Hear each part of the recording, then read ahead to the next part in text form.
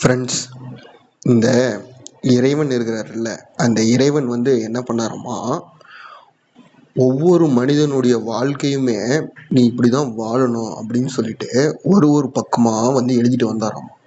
அப்படியே ஒரு ஒரு பக்கமாக எழுதிட்டு வரும்போது அந்த ஒரு சில பக்கங்களை மட்டும் உன் விருப்பம் போலடா, நீ எது வந்து விருப்பம் படுறியோ அது உனக்கு நிச்சயமாக கிடைக்கும் அப்படின்னு சொல்லி எழுதிட்டு போயிட்டாராமா. அப்படி இருக்கும்போது நீங்கள் விருப்பப்படுற விஷயம் உங்களுக்கு கிடைக்காமல போயிடும். முயற்சி பண்ணுங்க, கண்டிப்பாக அந்த வெற்றின்றது கிடைக்கும். சரிங்களா? சில சமயம் வந்து சில மேட்சஸ் வந்து நம்ம நினைக்கிறதுக்கு ஆப்போசிட்டாக நடந்துருச்சு. சரிங்களா? ஸோ அதை நம்ம ஒன்றும் பண்ண முடியாது, அது பார்த்துக்கலாம். சரிங்களா? சரி, வாங்க இன்னைக்கு மேட்ச்சுக்கு நான் ப்ரெடிக்ஷனை பார்க்கலாம். என்னை பொறுத்த வரைக்கும் இந்த மேட்ச் வந்து ரொம்ப ரொம்ப ஈஸி தான். சரிங்களா? ரொம்ப ரொம்ப கஷ்டம்லாம் கிடையாது. சில பிளேயர்ஸால் கொஞ்சம் இன்னார் அவுட்ன்றது நடக்கிறதுக்கு வாய்ப்பு இருக்குது. சரிங்களா? ஸோ யார் யாருன்றது என்னோட ஒப்பீனியன் சொல்லிடுறேன். இன்றைக்கி மேட்சுக்கான அந்த ஸ்பெஷல் டே பிளேயர்ஸ்ன்னு சொல்லிட்டு யாரும் இல்லை. ஸோ அதனால் மோஸ்ட்லி இந்த ஸ்டாட்ஸு என்னுடைய ஒப்பீனியன் வச்சு நான் உங்களுக்கு கொடுத்துட்றேன். சரிங்களா? ஸோ வாங்க வீடியோக்குள்ளே போகலாம். இந்த மேட்சை பொறுத்த வரைக்கும் எங்கே நடக்குது அப்படின்னு கேட்டிங்கன்னா, கிங்ஸ்டன் ஓவல் பேர்படாஸ் நடக்குது. சரிங்களா? இந்த கிங்ஸ்டன் ஓவல் கிரவுண்டை பொறுத்த வரைக்கும் ரவுண்ட் ஷேப்பில் இருக்கும். ஒரே ஒரு சைடு மட்டும் டைமென்ஷன் பார்த்தீங்கன்னா 70க்கு மேலே வந்து வச்சுருப்பாங்க. சரிங்களா? அந்த ஸ்கொயர் பவுண்டரிஸினுடைய டைமென்ஷன் 70 மீட்டர்ஸ் மேலே வச்சுருப்பாங்க. மீதி எல்லா சைடும் பார்த்தீங்கன்னா மோஸ்ட்லி 50-60 சொல்லிட்டு கவர் பண்ணி கொடுத்துருப்பாங்க. சரிங்களா? ஸோ அந்த ஸ்ட்ரெயிட் லைனில் அந்த டைமென்ஷன் மட்டும் கொஞ்சம் அதிகமாக இருக்கும். அந்த ஏரியாவை பார்த்து அடிக்கக்கூடிய பிளேயர்ஸ் வந்து மோஸ்ட்லி அவுட் ஆகிறதுக்கான வாய்ப்புகள் இருக்கும். ஸோ மோஸ்ட்லி அக்ரெசிவாக ஆடுற பேட்ஸ்மேன்ஸை விட கொஞ்சம் நின்று ஸ்ட்ரைக்கில் ரொட்டேட் பண்ணி விளையாடக்கூடிய பிளேயர்ஸை பார்த்து நீங்கள் பிக் பண்ணி வைக்கிறது ஒரு பெட்டர் ஆப்ஷனாக இருக்கும். சரிங்களா? ஸோ இந்த மேட்ச்க்கு நம்ம பிடிச்சு பார்க்கலாம் வாங்க.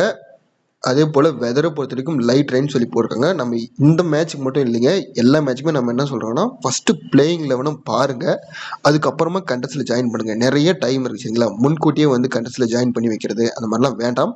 பிளேயிங் லெவன் வந்ததுக்கு அப்புறமா நீங்கள் கண்டஸ்டில் ஜாயின் பண்ணி ப்ளே பண்ணுங்கள். ஆவரேஜ் ஸ்கோரை பொறுத்த வரைக்கும் இந்த மேட்ச்சுக்கு வந்து ஒரு 158 மேலே வர மாதிரி சொல்லியிருக்காங்க. பிச்சு வந்து ஒரு பேட்டிங்க்கு ஃபேவரட்டான கிரவுண்டு அப்படின்னு தான் சொல்கிறாங்க. சரிங்களா? ஸோ என்னை பொறுத்த வரைக்கும் என்னென்னா, நீங்கள் பவுலர்ஸும் கொஞ்சம் எடுக்கிற மாதிரி தான் இருக்கும் இந்த கிரவுண்டை பொறுத்த வரைக்கும். தெரியும், ஏன்னா இழுத்து அடிக்கக்கூடிய அந்த கொஞ்சம் அக்ரெசிவாக ஆடக்கூடிய பிளேயர்ஸ் எல்லாருமே வந்து இந்த கிரவுண்டில் அவுட் ஆகிருக்காங்க. அதை நம்ம பார்த்துருக்கோம். சரி வாங்க, நம்ம எப்பவுமே சொல்கிற மாதிரி இருக்கக்கூடிய அந்த 6 பிளேயர்ஸ் யாருன்னு சொல்லி பார்க்கலாம். ஒரு விஷயம் நல்லா புரிஞ்சுக்காங்க ஃப்ரெண்ட்ஸ், இந்த 6 பேருன்றது ரொம்ப ரொம்ப முக்கியம். சரிங்களா?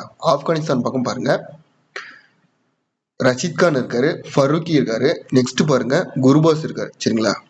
ஸோ இந்தியா பக்கம் பாருங்க, ரிஷப் பண்ட் இருக்காரு, நெக்ஸ்ட் பாண்டியா இருக்காரு, நெக்ஸ்ட் பாருங்க பும்ரா இருக்காரு. சரிங்களா?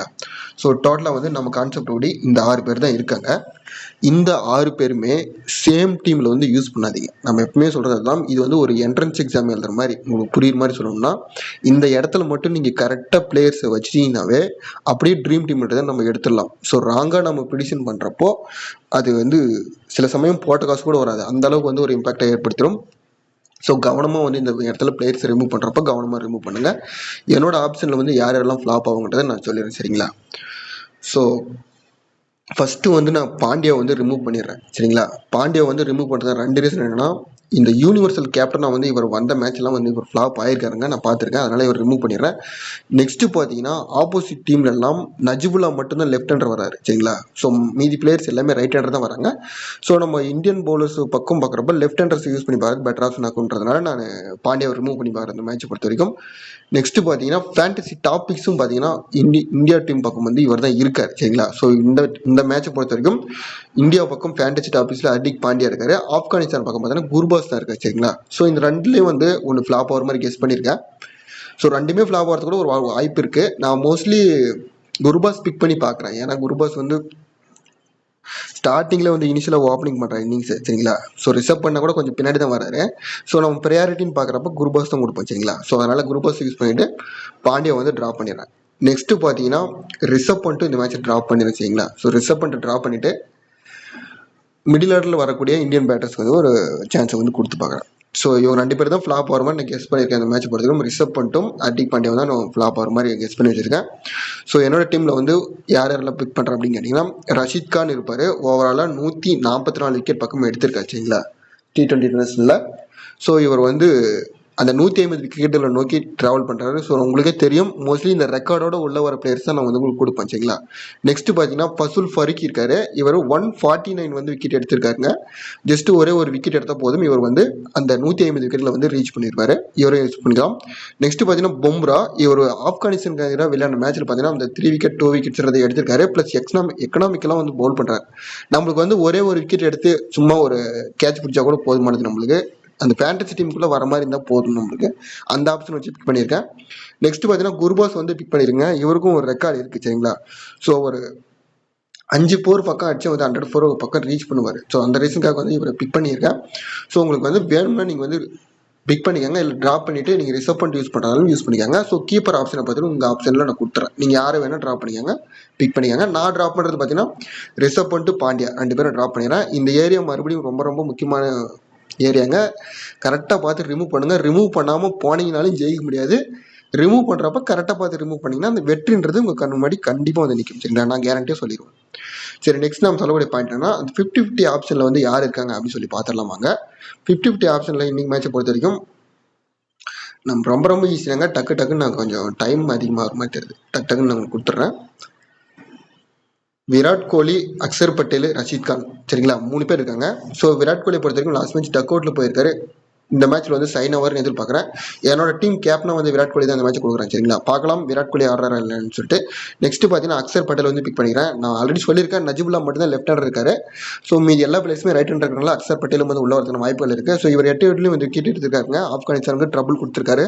ஸோ அக்சர் பட்டேல் யூஸ் பண்ணிக்கலாம். மோஸ்ட்லி ஸ்டம்ப்களே வந்து ஒரு பிளேயர் வந்து 6 4 அடிக்கிறாருன்னு சொல்லிட்டு ஃபீலே பண்ண மாட்டேன். அந்த ஸ்டம்புக்குள்ளாரே வந்து பாலை திரும்ப திரும்ப அனுப்பிட்டே இருப்பார். அதனால வந்து இவரை யூஸ் பண்ணிக்கலாம். நெக்ஸ்ட் பார்த்தீங்கன்னா ரஷீத் கான் வந்து பிக் பண்ணுறேன். இவர் ஒரு ஆல்ரவுண்டர் மாதிரிங்க. சரிங்களா. ஸோ இவர் வந்து பவுலிங் போட்டு விக்கெட் எடுக்கலாம் கூட பேட்டிங் வந்தாலே ஆடுவார். ஸோ அதனால இவர் வந்து யூஸ் பண்ணிக்கலாம். சரிங்களா.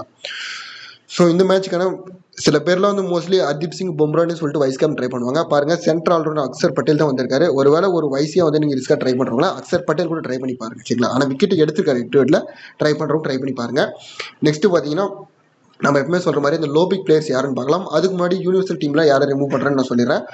யூனிவர்சல் டீம் வந்து இதுதாங்க. சரிங்களா. இது வந்து நமக்கு ட்ரீம் லெவன் வந்து ரெக்கமெண்ட் பண்ணுவாங்க. சரிங்களா. அந்த டாப் 11 பிளேயர்ஸ்னு சொல்லுவோம். ஸோ இந்த டாப் 11 பிளேயர்ஸ்ல யூனிவர்சல் கேப்டன் வந்து பாண்டியா தான் இருக்காரு. வைஸ் கேப்டன் வந்து பும்ரா தான் இருக்கு. பாண்டியாவை பொறுத்த வரைக்கும் ஸ்மால் லீக்காரங்களாம் தயவு செஞ்சு கையை வைக்கக்கூடாது.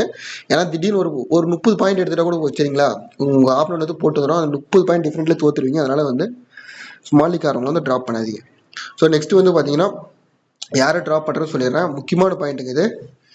ரோஹித் சர்மா, ஃபசுல் ஃபரிக்கி. சரிங்களா. இவங்க 2 பேருக்கும் ஒரு மிகப்பெரிய பேட்டில் இருக்கு. இது யாரும் பேச மாட்டாங்க. சரிங்களா. ப்ரோ ஆப்கானிஸ்தானுக்கு எதிராக வந்து ரோஹித் சர்மா 120 ரன் அடிச்சிருக்காரு. நீ என்ன ப்ரோ ரோஹித் சர்மா ரிமூவ் பண்ணுறேன் அப்படின்னு கேட்பீங்க. ஒரு விஷயம் நல்லா புரிஞ்சுக்கோங்க. ஃபசுல் ஃபரிக்கி பிளேயிங் லெவலில் இருந்த எந்த மேட்ச்லையுமே வந்து ரோஹித் சர்மா 10 ரன் தாண்டது கிடையாது. இது முக்கியமான பாயிண்ட்டு. ஸோ அதனால் நான் என்ன சொல்கிறேன்னா, ஃபசுல் ஃபரிக்கி பிளேயிங் லெவல் இருந்தாருன்னா கம்பல்சரியாக வந்து ரோஹித் சர்மாவை ட்ராப் பண்ணிட்டு கண்ணை மூடிட்டு மற்ற பிளேயரை பற்றி யோசிக்க ஆரம்பிச்சிருங்க. சரிங்களா. நான் அதான் சொல்லுவேன். ஒருவேளை நின்று ரோஹித் சர்மா விளையாடுவார் அப்படின்னா நீங்கள் ஃபசுல் ஃபரிக்கியை ட்ராப் பண்ணிக்காங்க. சரிங்களா. அவள் தான் இந்த 2 காம்பினேஷனு. இது ஒரு முக்கியமான பாயிண்ட். சரிங்களா. நெக்ஸ்ட் பார்த்தீங்கன்னா நான் இன்னொரு விஷயமும் சொல்லிக்கிறேன். இந்த பிளேயிங் 11 ஒன்ஸ் செக் பண்ணி பாருங்க. இந்த ஒரு ஏரியாவும் முக்கியமானது. இன்னைக்கு மேட்சை வந்து இந்த ஏரியாவும் மாற்றுவாங்க. சரிங்களா. இப்போ உங்க டீம்ல குல்புதீன் நைபு, ஓமர் சாய் இவங்க 2 பேரும் வந்து உங்க டீம்ல நீங்க பிக் பண்ணி வச்சிருக்கீங்க அப்படின்னா அந்த டீம்ல வந்து இப்ராஹிம் ஜாடன் ட்ராப் பண்ணிருங்க. சப்போஸ் இந்த குல்புதீன் நைபு இல்ல ஓமர் சாய் இவங்க 2 பேர்ல வந்து யாராச்சும் ஒரு பிளேயர் நீங்க ட்ராப் பண்ண மாதிரி அந்த டீம்ல வந்து இப்ராஹிம் ஜாடன் வந்து பிக் பண்ணியாங்க. சரிங்களா. இந்த பாயிண்ட் வந்து ரொம்ப ரொம்ப முக்கியம். இதை பாத்துக்காங்க. சரிங்களா. ஸோ யூனிவர்சல் டீம்ல வந்து நான் யாரை ட்ராப் பண்றேன் அப்படின்னு நான் உங்களுக்கு சொல்லிடுறேன். ரிஷப் பண்ட் இருக்க மாட்டாரு, ரோஹித் சர்மா இருக்க மாட்டாரு, இப்ராஹிம் ஜாடன் இருக்க மாட்டாரு, நெக்ஸ்ட் பார்த்தீங்கன்னா ஹர்திக் பாண்டியா வந்து இருக்க மாட்டாரு. சரிங்களா. ஸோ இந்த 4 பேர் மேலே ரிஸ்க் எடுத்திருக்கேன் இந்த மேட்சை பொறுத்த வரைக்கும். குருபாஸ், விராட் கோலி, அக்சர் பட்டேல். பவுலர்ஸ் வந்து யாரு மேலேயும் நான் கை வைக்கிறது இல்லையா. ஆனால் எல்லா பவுலர்ஸுமே வந்து கீ பிளேயர்ஸ் மட்டும் தான் இருக்காங்க என்னோட ஆப்ஷனில். யாரு மேலேயும் கை வைக்கிறதுல. ஒருவேளை பவுலர்ஸில் வந்து நீங்கள் வந்து யாராச்சும் ஒரு பிளேயர் ஃப்ளாப் ஆவாங்க அப்படின்னு மாதிரி உங்கள் ஆப்ஷனில் நீங்கள் கெஸ் பண்ணி வச்சிட்டீங்கன்னா நான் ஒரு பவுலர் சொல்கிறேன். அந்த பவுலர் மேலே நீங்கள் ட்ரை பண்ணி பாருங்க. சரிங்களா. ஸோ லோ பர்சன்டேஜில் வந்து யார் இருக்காங்கன்னு சொல்லி வாங்க பார்க்கலாம். லோ பர்சன்டேஜில் பொறுத்த வரைக்கும் இந்தியா பக்கம் பாருங்க. அது மாதிரி ஆப்கானிஸ்தான் பக்கம் பார்க்கலாம். நஜிபுல்லா இருக்காரு. நெக்ஸ்ட் பாருங்க ஜனட் இருக்காரு. நெக்ஸ்ட் பாருங்க நூர் அகமது இருக்காரு. சரிங்களா. ஸோ இந்தியா டீம் பக்கம் பாருங்க ஜடேஜா, தூபே, சிராஜ், சரிங்களா. ஸோ டோட்டலாக நமக்கு இந்த 6 பேர் கிடைச்சிருக்காங்க. இவங்க எல்லாம் மோஸ்ட்லி ஃபார்ம் அவுட்ல இருக்கிற மாதிரி கண்டிஷனில் நீங்கள் வச்சுக்கோங்க, உங்களுக்கு புரியுற மாதிரி சொல்லணும்னா. ஸோ இதில் வந்து சில சமயம் வந்து 4 பேர் கூட வந்துடுவாங்க, இல்லை ஒரு சில டைமில் வந்து ஒரே பிளேயர் மட்டும் வருவாங்க. அந்த ஒரு பிளேயர் பார்த்தீங்கன்னா அதிகமான பாயிண்ட் எடுத்துருப்பாங்க, 100க்கு மேலே. ஸோ அந்த மாதிரி நடந்திருக்கு. ஸோ இந்த ஏரியாவில் பார்த்தீங்கன்னா நம்ம பிளேயர்ஸை எடுக்கிறது எடுக்காதுன்றதெல்லாம் நம்ம ஆப்ஷன் தான். மோஸ்ட்லி இந்த ஏரியாவில் வந்து ஒரு 1 or 2 வந்துருவாங்க, அந்த ஆப்ஷன் தான் நம்ம சொல்லுவோங்க. ஸோ இந்த 6 பேரில் வந்து என்னோட ஆப்ஷனில் யார் யார் வருவாங்கன்றதை நான் உங்களுக்கு சொல்லிடுறேன். ஸோ நூர் அகமதை பொறுத்த வரைக்கும் 97 விக்கெட் பக்கம் எடுத்திருக்காருங்க. சப்போஸ் இப்போது எல்லாருமே வந்து நவீன் உலக், ரஷீத் கான், ஃபருக்கி இந்த மாதிரி தான் யோசிப்பாங்க. ஒருவேளை அந்த மாதிரி பிளேயரில் யாராச்சும் நீங்கள் ஃப்ளாப் ஆகி ட்ராப் பண்ணுற மாதிரி இருந்தால் இவருக்கு வந்து ஒரு ஆப்ஷன் ட்ரை பண்ணி பாருங்க. நெக்ஸ்ட் பார்த்தீங்கன்னா தூபே பார்த்தீங்கன்னா ஒரு 40க்கு மேலே ஆவரேஜ் வச்சிருக்காருங்க எட்வர்டில், இவரை யூஸ் பண்ணி பாருங்க. சப்போஸ் அக்சர் பட்டேலுக்கு வெளிய வேண்டிய விக்கெட் எல்லாமே ஜடேஜா எடுத்துட்டாருன்னா இவர் வரதுக்கான வாய்ப்புகள் இருக்குது. என்னோட ஆப்ஷனில் வந்து இவங்க 3 பேர் தான் லோ பர்சன்டேஜில் வருவதற்கான வாய்ப்புகள் இருக்குது, சரிங்களா. ஸோ வாங்க ஓவராலாக நான் வந்து யாரெல்லாம் ரிமூவ் பண்ணுறேன், என்னோட டீமில் யாரெல்லாம் வைக்கிறேன்றதை நான் உங்களுக்கு சொல்லிடுறேன். கீப்பர் ஆப்ஷனை பொறுத்த வரைக்கும் ரிஷப் பண்ட் வந்து இருக்க மாட்டார், குருபாஸ் என்னோட டீமில் இருப்பார். நெக்ஸ்ட் பார்த்தீங்கன்னா ரோஹித் சர்மா இருக்க மாட்டார், விராட் கோலி இருப்பார். என்னோட டீம் வந்து கேப்டனே இன்றைக்கி இவர் தான் கொடுக்குறேன். லாஸ்ட் மேட்ச் டக் அவுட்டில் போயிட்டாரு. ஸோ இந்த மேட்ச் விளையாடுவார்னு சொல்லிட்டு எதிர்பார்த்து தான் கொடுக்குறேன். ஒருவேளை உங்களுக்கு கேப்டனாக பிடிக்கலன்னா பவுலர்ஸில் வந்து யாராச்சும் நீங்கள் கேப்டன் கொடுத்துட்டு ஒரு வயசாக ட்ரை பண்ணி பாருங்க, சரிங்களா. ஸோ நெக்ஸ்ட் பார்த்தீங்கன்னா இப்ராஹிம் ஜார்டன் ட்ரா பண்ணுறேன், சூரியகுமார் யாதவ் வந்து ட்ரை பண்ணிடுறேன், சரிங்களா. ஏன் சூரியகுமார் யாதவ் ட்ரை பண்ணுறேன்னா உங்களுக்கு தெரியும், இந்த கிங்ஸ்டன் கிரவுண்டை பொறுத்த வரைக்கும் இந்த பேக் சைட்லாம் பார்த்தீங்கன்னா மோஸ்ட்லி அந்த ஸ்கொயர் பார்த்தீங்கன்னா கம்மியாக தான் இருக்கும், சரிங்களா. ஸோ ஒரு 50 மீட்டர் 60 மீட்டர் அந்த ரேஞ்சில் தான் இருக்கும். ஸோ ரிவர்ஸ் ஸ்க்ரப் அடிக்கிறவங்க அந்த மாதிரி பிளேயர்ஸ்லாம் வந்து நிறைய டைம் உள்ளே வந்துருவாங்க. ஸோ அதனால் இவரை வந்து யூஸ் பண்ணி பார்க்குறேன். நெக்ஸ்ட்டு பார்த்தீங்கன்னா குல்புதீன் நைப் யூஸ் பண்ணுறேன், நஜ்புல்லா ஜார்டன் வந்து ட்ராப் பண்ணிடுறேன், சரிங்களா. ஸோ ஆல்ரவுண்ட் ஆப்ஷனை பொறுத்த வரைக்கும் ஹர்திக் பாண்டியா வந்து ட்ராப் பண்ணிடுறேன், அக்சர் பட்டேல் இருப்பார், ஓமர் சாய் வந்து பிக் பண்ணிக்கிறேன், சரிங்களா. ஸோ நெக்ஸ்ட்டு பார்த்தீங்கன்னா ஓமர் சாய் வந்து 1 or 2 எடுத்திருக்காங்க இந்தியாவுக்கு எதிராக. ஸோ அந்த ஆப்ஷன் தான் வச்சிருக்கேன். முகமது நபியை வந்து ட்ராப் பண்ணிருச்சிங்களா. முகமது நபியை வந்து ஏன் ட்ராப் பண்ணுறேன் அப்படின்னு கேட்டிங்கன்னா 399வது T20 மேட்ச் வந்து ப்ளே பண்ணுறாரு, சரிங்களா. அடுத்த மேட்ச் தான் வந்து முகமது நபியோட 400வது மேட்ச்சு. இவர் வந்து ஓவராலாக 2020s 349 விக்கெட்டில் எடுத்துக்காரு. சப்போஸ் இந்த மேட்ச் விளையாடினா கூட அந்த ஒரு விக்கெட்ன்றது தான் கிடைக்கும்னு நான் எதிர்பார்க்குறேன். அதனால முகமது நபியை வந்து இந்த மேட்ச்சை ட்ராப் பண்ணிவிட்டு நெக்ஸ்ட்டு பார்த்தீங்கன்னா ஆல்ரவுண்ட் ஆப்ஷனில் ஜடேஜா கூட ட்ராப் பண்ணுறேங்க, தூபேக்கு ஒரு வாய்ப்பு கொடுத்து பார்க்குறேன், சரிங்களா. ஆவரேஜ் வந்து 40 பக்கம் வச்சிருக்காரு. அவர் ஒருவேளை உங்களுக்கு தூபே பிடிக்கல நீங்கள் ஜடேஜா கூட யூஸ் பண்ணி பாருங்க. கரீம் ஜன்னட் லாஸ்ட் மேட்சை பொறுத்த வரைக்கும் 50 இன்னிங்ஸ் ப்ளே பண்ணியிருந்தாரு, அந்த மேட்சை வந்து சரியாக பர்ஃபார்மன்ஸ் பண்ணல, நான் ட்ராப் பண்ணிடுறேன், சரிங்களா. ஸோ நெக்ஸ்ட் பார்த்தீங்கன்னா பவுலிங் ஆப்ஷனில் 4 பேருமே கம்பல்சரியாக என்னோட டீமில் இருப்பாங்க.